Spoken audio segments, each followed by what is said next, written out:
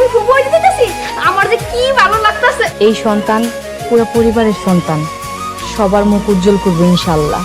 আমি তো ভুলেই গেছিলাম তুই মহা উচ্চ শিক্ষিত মানুষ, প্রফেসর। তোরা কিন্তু আমার বাচ্চার লাগে দোয়া করবি, বুঝছস? আসসালামু আলাইকুম বন্ধুরা, কেমন আছেন সবাই? আশা করি সবাই ভালো আছেন। সত্যের মৃত্যু নেই নাটকের 37 নম্বর পর্বটি তো আপনারা সবাই দেখে ফেলেছেন, কিন্তু এরপর কি হতে চলেছে?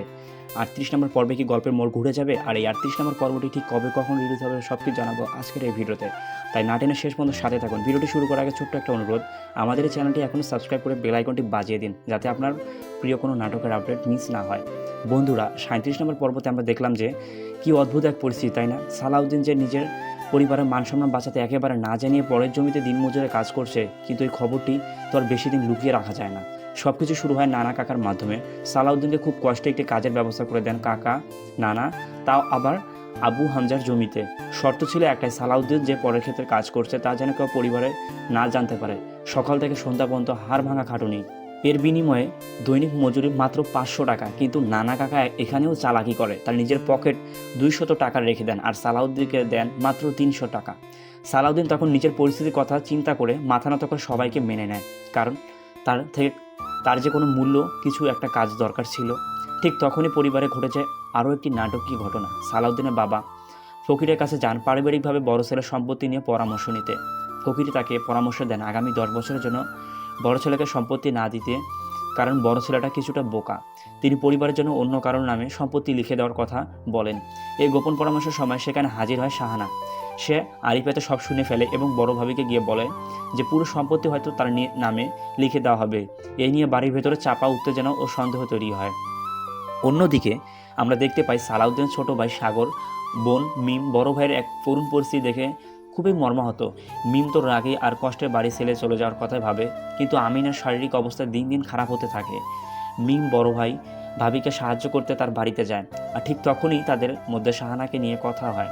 শাহানা দুধের কলসি দেওয়ার অজুহাতে এসে আমিনা আর মিমকে নিয়ে নানা কথা বলে, যা মিমের একেবারেই পছন্দ হয়নি।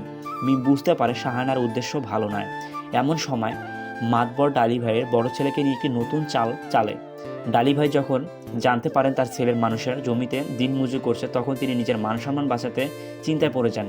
মাতবর তখন একটি বুদ্ধি বের করে বলেন সালাউদ্দিনকে তার কাজ দেওয়ার হবে, দৈনিক হাজিরা টাকাও দেওয়া হবে, যাতে ভালো পরিবারের ইজ্জত বাঁচে।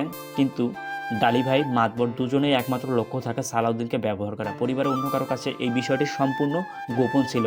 নানা কাকা যখন বুঝতে পারেন যে সালাউদ্দিনের জন্য অন্য কোথাও ভালো কাজ বেশি বেতনের ব্যবস্থা চলেছে, তখন তিনি সালাউদ্দিনকে জানান যে তার এই জমিতে আসার প্রয়োজন নেই।